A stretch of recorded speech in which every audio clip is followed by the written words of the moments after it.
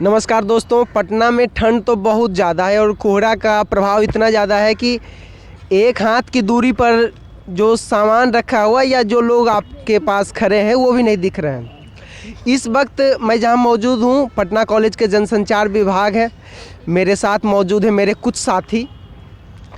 इन दोनों भारत में और बिहार में जो दौर चल रहा है वो यात्राओं का दौर है। राहुल गांधी की भारत जोड़ो यात्रा हो, मल्लिकार्जुन खड़गे के नेतृत्व में बिहार में भारत जोड़ो यात्रा हो, या मुख्यमंत्री नीतीश कुमार का समाधान यात्रा हो। इसके साथ ही एक मुद्दा जो सुर्खियों में इन दिनों है वो है बिहार में होने वाला जातीय जनगणना। इन दोनों विषयों पर हमारे साथियों का क्या विचार है, इनसे जानते हैं।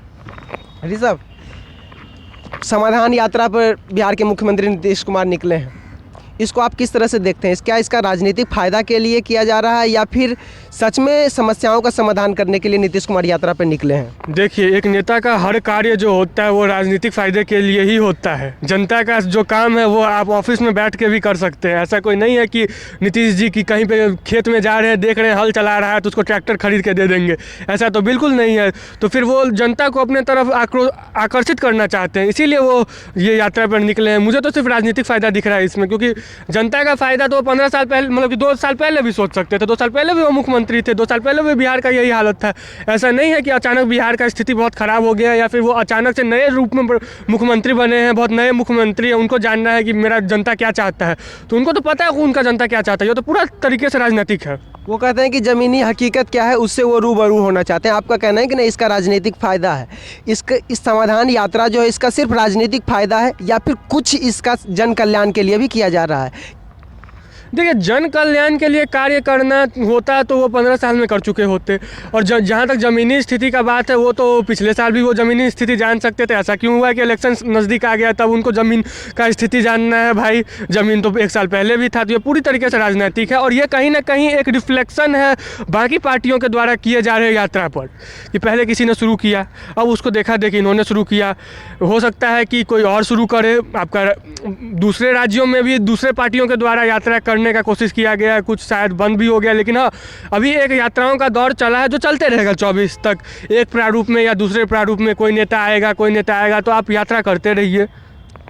समाधान यात्रा के बाद नीतीश कुमार कह रहे हैं और उनके सहयोगियों कह रहे हैं कि विपक्ष को एक मंच पर लाने की जो कवायद उन्होंने शुरू की है, इसके लिए वो देश का भ्रमण करेंगे। क्या विपक्ष को एक मंच पर ला पाएंगे नीतीश कुमार? ये बहुत बड़ा सवाल है आज लोगों के लिए।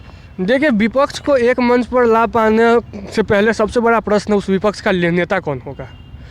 क्या नीतीश कुमार अपने आप को एक नेता के रूप में देखते हैं या फिर वो अपने आप को एक जोड़ने वाले फोर्स के रूप में देखते हैं, जैसा कि चौधरी देवीलाल ने किया था खुद, जबकि उनके पास सबसे ज़्यादा सपोर्ट था, फिर भी वो उप प्रधानमंत्री बने और उन्होंने देवगौड़ा को मुख्यमंत्री बनाया। अब ये देखना है कि यहाँ पे नीतीश कुमार का पर्पस क्या है। अगर वो प्रधानमंत्री बनना चाहते हैं तब तो मुझे इस किसी भी विपक्ष जुड़ता दिख नहीं रहा है।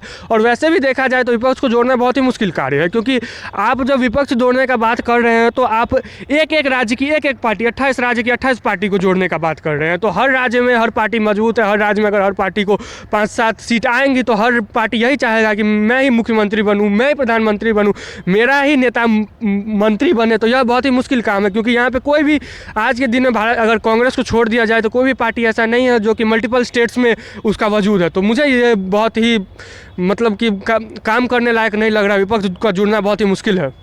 चौधरी देवीलाल और देवगौड़ा का बात आपने किया, क्या उसको फिर से आप दोहराएंगे कि आप क्या कहना चाहते हैं उसके माध्यम से?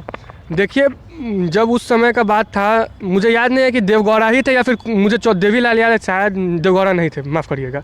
मतलब 1990 या फिर जो भी था, देवीलाल के बारे में बोलना चाहूँगा। हरियाणा के नेता थे, जाट नेता थे। तो उस समय में, जिस समय में वो उप प्रधानमंत्री बने थे, उस समय उनके पास सबसे ज़्यादा सपोर्ट था, परंतु वो प्रधानमंत्री नहीं बने, क्योंकि उनको पता था कि मैं एक प्रखर नेता हूँ। मैं अगर प्रधानमंत्री बना तो हो सकता है कुछ पार्टी मुझे सपोर्ट नहीं दे, जबकि पूरा जोड़ने का कार्य उन्होंने किया था। तो अगर नीतीश कुमार का लक्ष्य वो है तो नीतीश कुमार इसमें सक्षम हो जाएंगे।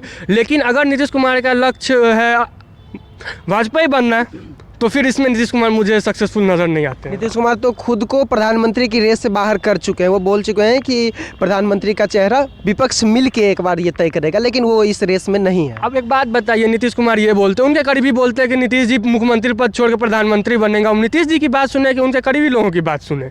अगर कोई पार्टी सोचता है तो पार्टी का एक विचारधारा होता है। अगर जदयू चाहता है कि वो बने तो वो बनेंगे। तो मुझे नहीं लगता कि वो ये बोल रहे हैं कि मैं प्रधानमंत्री नहीं बनूंगा। ये बहुत ही स्पष्ट बात है, क्योंकि नीतीश जी का ये पहली बार नहीं है कि वो प्रधानमंत्री बनने का कोशिश कर रहे हैं। उनका ये बहुत दिनों से महत्वाकांक्षा रहा है कि वो राष्ट्रीय स्तर के किसी ऊंचे पद पर रहे। ऐसा भी खबर आया था कि वो राष्ट्रपति बनना चाहते हैं।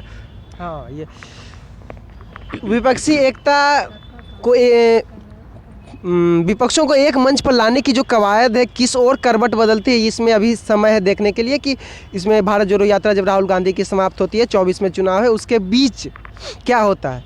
खैर वो तो अलग ही बात है। दूसरा मुद्दा ये है कि बिहार में जातीय जनगणना होने वाला है। होने वाला क्या है, होना शुरू हो गया 2 दिन पहले। इसको आप किस तरह से देखते हैं मुअज्जम?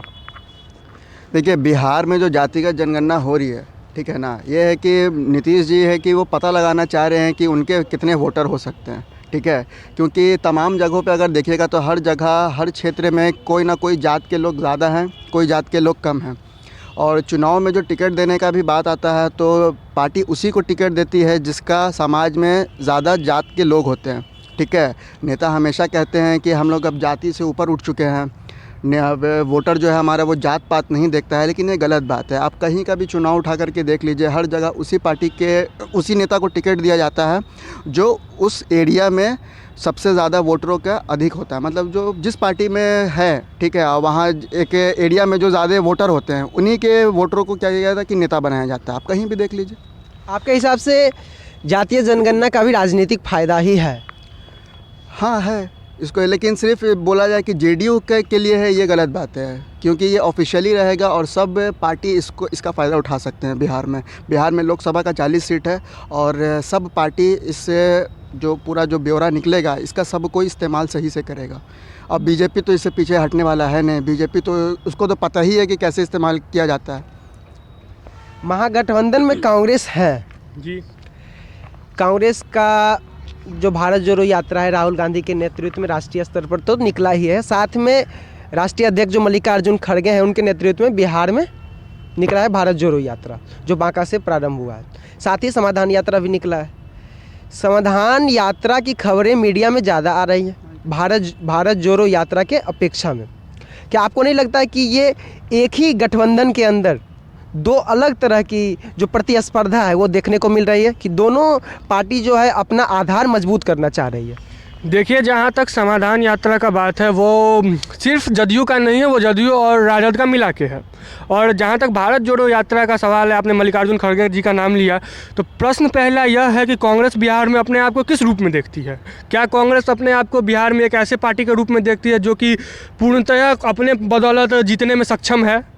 अगर यह है तो फिर कांग्रेस को, नहीं तो मुझे यह 2 यात्रा करने का कुछ समझ में नहीं आ रहा है। और अगर कांग्रेस यह चाहती है कि मैं अकेला चुनाव लड़ूं, तब तो भारत जोड़ो यात्रा जो मल्लिकार्जुन खड़गे जी का है उसका कोई वैल्यू औचित्य है।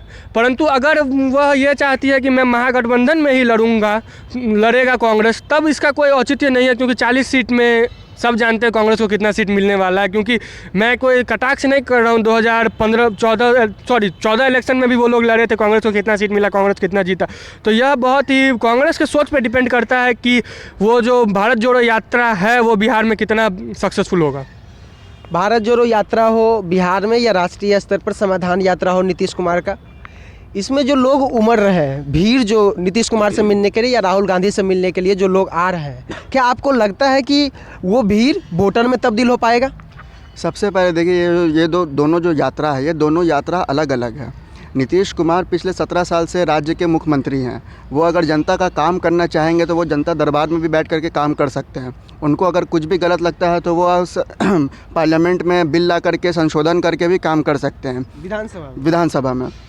बात रहा है राहुल गांधी का, तो राहुल गांधी का जो पार्टी है कांग्रेस, ठीक है, कांग्रेस हर जगह से उसका जनाधार घटा है।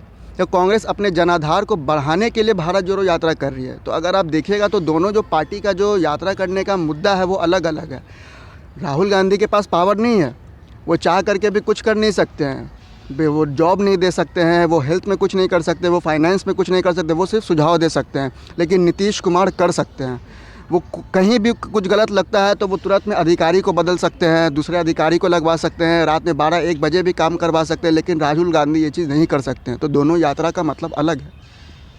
रोहन, जो भी यात्राओं का दौर चल रहा है बिहार में या राष्ट्रीय स्तर पर, और जो जातीय जनगणना हो रही है बिहार में, इस पर आपका क्या विचार है? सारे मिलके हमको पागल बनाना है बहन।